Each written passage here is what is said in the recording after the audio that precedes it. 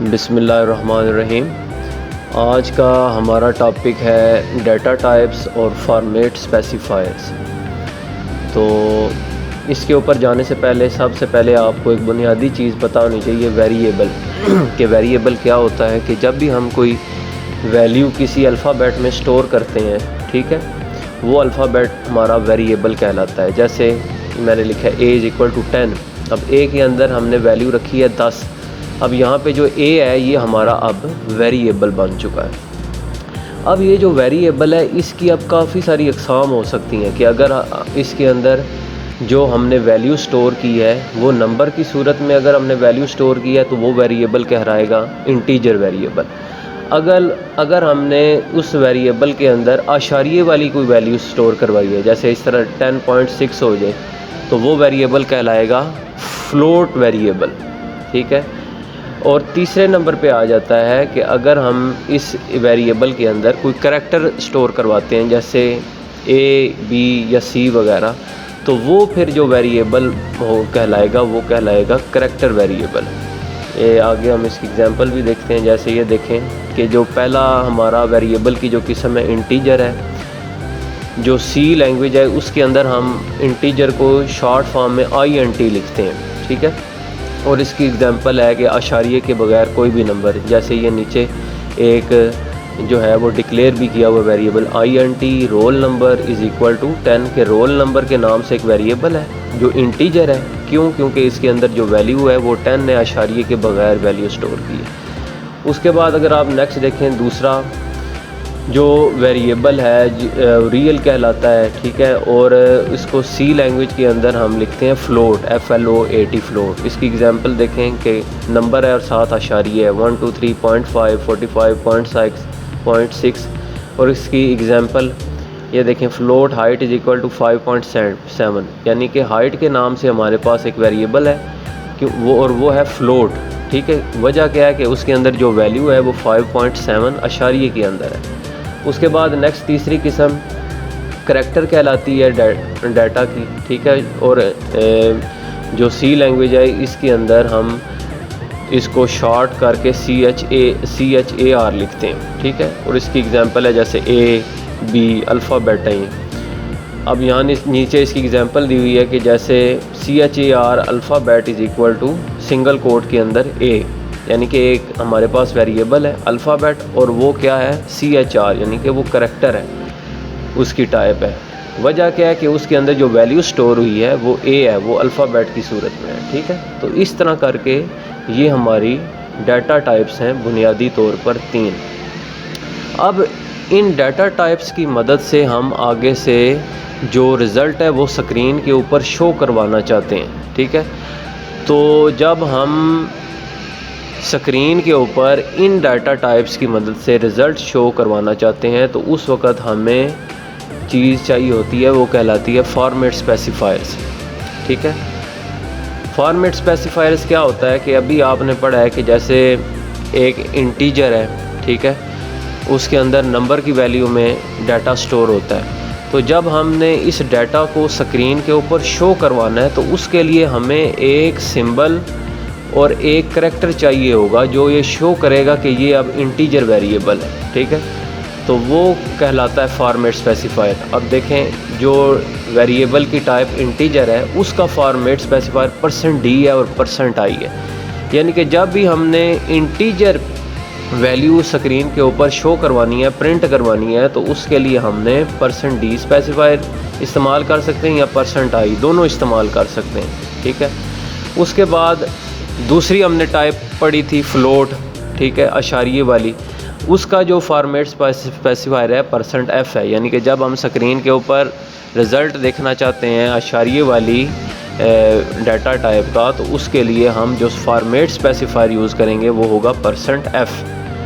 और इसी तरह जो हमने तीसरी किस्म पढ़ी है डाटा की वो है CHAR, यानी कि करैक्टर, और उसका फॉर्मेट स्पेसिफायर है %c, यानी कि जब भी हमने कोई करैक्टर के वाले डाटा टाइप को स्क्रीन के ऊपर हमने शो करवाना है तो उस वक़्त हमने जो फॉर्मेट स्पेसिफायर यूज़ करना है वो कहलाता है %c, ठीक है। तो ये तो होगी थ्योरी। अब हम थोड़ा सा इसका प्रैक्टिकल भी देख लेते हैं। तो उसके लिए हम जो कोड ब्लॉक है इसको ओपन करते हैं और छोटा सा प्रोग्राम इसके ऊपर बनाएंगे कि जो तीनों तरह की डाटा टाइप्स को स्क्रीन के ऊपर शो करवाएगा फॉर्मेट स्पेसिफायर्स को इस्तेमाल करते हुए। जी, अब हमने जो कोड ब्लॉक सॉफ्टवेयर है इसको ओपन कर लिया है। इसके लिए मैं प्रोग्राम लिखने के लिए फ़ाइल में जाता हूँ, यहाँ से न्यू की ऑप्शन में जाऊँगा और एम्प्टी फ़ाइल को सिलेक्ट करूँगा। और प्रोग्राम लिखने से पहले बेहतर है कि मैं इस फ़ाइल को सेव भी कर लेता हूँ। सेव एज़ मैं लिख लेता हूँ एग्जाम्पल ऑफ फॉर्मेट स्पेसिफायर्स, ठीक है, इस नाम से मैं इसको सेव कर लेता हूँ। अब जो भी हमने प्रोग्राम लिखना होता है उसके लिए हम शुरू में लाइब्रेरी फ़ाइल उसको शामिल करते हैं। तो उसके लिए लाइब्रेरी फ़ाइल को शामिल करने के लिए हैश साइन इस्तेमाल होगा और आगे मैं लिखूँगा इंक्लूड। ये जो भी आपने प्रोग्राम लिखना है उसके शुरू में आपने ये लाइब्रेरी फ़ाइल ऐसे ही लिखनी है, लेस दैन साइन, और उसके बाद लाइब्रेरी फ़ाइल का नाम लिखता हूँ stdio.h और ये मैं इसको क्लोज़ कर देता हूँ। तो ये हमारी जो लाइब्रेरी फ़ाइल है stdio.h ये प्रोग्राम में शामिल हो गई है, ठीक है। यानी कि अब इस लाइब्रेरी के फ़ाइल के अंदर जितने भी फंक्शंस हैं इसको हम इस्तेमाल कर सकेंगे। इनपुट आउटपुट फंक्शन इसके अंदर होते हैं। उसके बाद नेक्स्ट मैं जो इसके अंदर मेन फंक्शन है उसको शामिल करूँगा। ये भी जो भी आप प्रोग्राम लिखते हैं उसके अंदर मेन फंक्शन का शामिल करना उसको ज़रूरी होता है। उसके बाद करली ब्रैकेट्स मैं ओपन कर लेता हूँ। अब यहाँ पे मैंने 3 तरह के वेरिएबल लेने हैं। एक मैंने इंटीजर वेरिएबल लेना है कि जिसके अंदर इंटीजर टाइप डाटा जो है वैल्यू वो स्टोर होगी। एक मैंने फ्लोट वेरिएबल लेना है कि जिसके अंदर फ्लोट टाइप जो डाटा है वो उसके अंदर मैंने शो करवाना है। और तीसरे नंबर पे मैंने करैक्टर टाइप वेरिएबल लेना है जिसके अंदर जो डाटा है वो करैक्टर टाइप मैंने शो करवाना है, ठीक है। तो सबसे पहले मैं इंटीजर वेरिएबल ले लेता हूँ, ठीक है। इंटीजर और वेरिएबल का नाम लिख लेता हूँ मैं एज इज़ इक्वल टू 25 के हमारे पास एक वेरिएबल है एज का और वो इंटीजर है क्योंकि उसके अंदर जो वैल्यू है वो 25 है, अशारिये के बगैर है, नंबर की सूरत में है। तो मैंने इंटीजर इसकी मैंने डाटा टाइप इधर शुरू में लिखी है। उसके बाद दूसरा हम वेरिएबल लेते हैं फ्लोट के टाइप का वेरिएबल लेते हैं और उसका नाम हम रखते हैं हाइट, ठीक है। हाइट इज़ इक्वल टू और इसके अंदर मैं हाइट फ़र्ज़ करें लिख देता हूँ 5.6, ठीक है। और जो भी स्टेटमेंट आपने लिखनी है उसके एंड के ऊपर आपने ये कॉलन का इस्तेमाल लाजमी करना है स्टेटमेंट को ख़त्म करने के लिए। उसके बाद नेक्स्ट मैंने तीसरा वेरिएबल जो लेना है वो करैक्टर टाइप का लेना है। तो मैं इसके शुरू में लिखूँगा CHAR और उसके बाद जो वेरिएबल है उसका नाम मैं लेता हूँ, फ़र्ज़ करें तो मैं लिख लेता हूँ जेंडर, ठीक है, इज़ इक्वल टू और उसके बाद सिंगल कोट के अंदर मैंने लिखना है करैक्टर, ठीक है। फ़र्ज़ करें मैं M इधर लिख देता हूँ, ठीक है। और इसके बाद मैं कॉलन का साइन इस्तेमाल करता हूँ। अब ये 3 तरह के हमने वेरिएबल ले लिए हैं, ठीक है। इंटीजर टाइप वेरिएबल ले लिया, उसको वैल्यू भी दे दिया। फ्लोट टाइप वेरिएबल ले लिया, उसको भी वैल्यू दे दी है। और करैक्टर टाइप वेरिएबल भी ले लिया, उसको भी वैल्यू दे दी है। अब हमने इसको स्क्रीन के ऊपर शो करवाना है फॉर्मेट स्पेसिफायर्स को इस्तेमाल करते हुए। तो स्क्रीन के ऊपर जब भी आपने कोई चीज़ शो करवानी है तो उसके लिए आप प्रिंट F जो कमांड है उसका आप इस्तेमाल करते हैं, ठीक है। जो ब्रेसेस हैं इसका इस्तेमाल करना है, इन्वर्टेड कामास का इस्तेमाल करना है। और इसके अंदर मैं थोड़ा सा इसके अंदर सेंटेंस लिख देता हूँ, जैसे कि age of student is equal to, ठीक है। और इधर मैं फॉर्मेट स्पेसिफायर का इस्तेमाल करूँगा। देखें अब एज मैंने यहाँ पे शो करवानी है, ठीक है। और एज जो है वो हमारी क्या है, वो हमारा इंटीजर है, इंटीजर वेरिएबल है, ठीक है। और इंटीजर वेरिएबल का फॉर्मेट स्पेसिफायर क्या है, %i है और %d है, यानी कि दोनों इनमें से जो चाहें हम इस्तेमाल कर सकते हैं। तो इधर मैं लिख देता हूँ %i, ठीक है। आप इधर %d भी लिख सकते हैं कि age of student is equal to %i, यानी कि इंटीजर की जो इधर जो वैल्यू है वेरिएबल की वो इधर हमने शो करवानी है। ठीक है, ये फॉर्मेट स्पेसिफायर ऑफ इंटीजर क्या करेगा, इंटीजर की जो वैल्यू हमने दी हुई है वो इधर वो शो करवाएगा। ठीक है, और उसके आगे मैं कामा लिखता हूँ और उसको बताऊँगा कि वो वैल्यू किस वेरिएबल के अंदर पड़ी हुई है।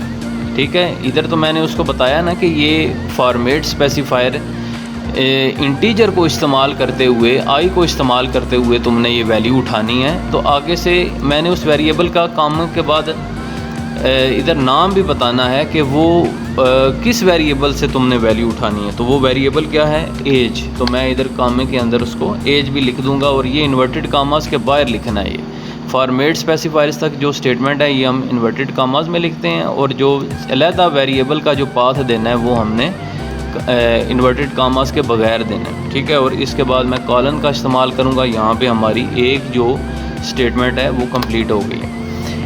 ठीक है, अब दूसरे नंबर पे हमने क्या शो करवाना है, हाइट को शो करवाना है। ठीक है, तो इसके लिए मैं दोबारा लिखता हूँ प्रिंट एफ और उसके बाद ब्रैकेट का इस्तेमाल, इन्वर्टेड कामास, इधर मैं लिख देता हूँ height of student is equal to, और इधर आप देखें, आप जो हाइट का जो हमने वेरिएबल लिया है वो कौन सा है, हमारा फ्लोट का वेरिएबल है। तो हमने पहले देखा कि फ्लोट का जो स्पेसिफायर है, फॉर्मेट स्पेसिफायर है, वो है जी %f। तो मैं इधर लिखूँगा %f। ठीक है, कि वो यहाँ से ये वाला फॉर्मेट स्पेसिफायर जो है वो %f जो है वो जो इधर ऊपर वेरिएबल है फ्लोट का हाइट, वहाँ से ही वैल्यू को उठाएगा और इधर शो करवाएगा। और वो वेरिएबल का जो पाथ है वो क्या है, वो आपने इस जगह कामे के बाद इधर शो करवाना है, वो है हाइट। मैं इधर लिख देता हूँ HEIGHT हाइट। ठीक है, इसी तरह इसको मैंने इधर कॉलन के बाद कॉलन लगाया इसके ऊपर, ये स्टेटमेंट हमारी मुकम्मल हो गई। और उसके बाद तीसरा हमने इधर जो वेरिएबल वो शो करवाना है जेंडर का, जो करैक्टर का करैक्टर डाटा टाइप का है। तो उसी तरह मैं ब्रैकेट का इस्तेमाल करूँगा, इन्वर्टेड कामास का इस्तेमाल, और इधर मैं लिख देता हूँ gender of student is equal to, और हमने देखा था कि जो करैक्टर का जो फॉर्मेट स्पेसिफायर है वो %c होता है। तो मैं इधर ये %c लिख दूँगा। ठीक है, और उसके बाद वेरिएबल की लोकेशन मैं दे दूँगा, वेरिएबल की लोकेशन है जेंडर। ठीक है, और उसके बाद यहाँ से मैं इसको कॉलन का इस्तेमाल करूँगा। तो ये हमारा जो सिंपल प्रोग्राम है वो हमारा मुकम्मल हो गया है। ठीक है, 3 तरह के हमने वेरिएबल लिए हैं। ठीक है, और तीनों वेरिएबल्स को हमने फॉर्मेट स्पेसिफायर्स का इस्तेमाल करके हमने प्रिंट स्टेटमेंट को इस्तेमाल करते हुए हमने अब स्क्रीन के ऊपर शो करवाना है। तो अब हम यहाँ से बिल्ड एंड रन के बटन के ऊपर क्लिक करते हैं।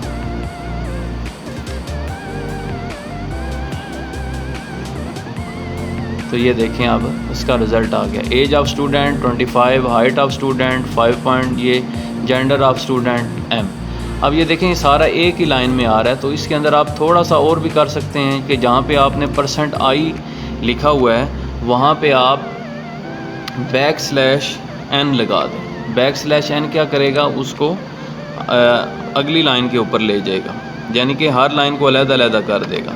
बैकस्लैश n इधर भी मैं लगा देता हूँ और इधर भी मैं बैकस्लैश n लगा देता हूँ। ठीक है, और उसके बाद मैं बिल्ड एंड रन के ऊपर क्लिक करता हूँ।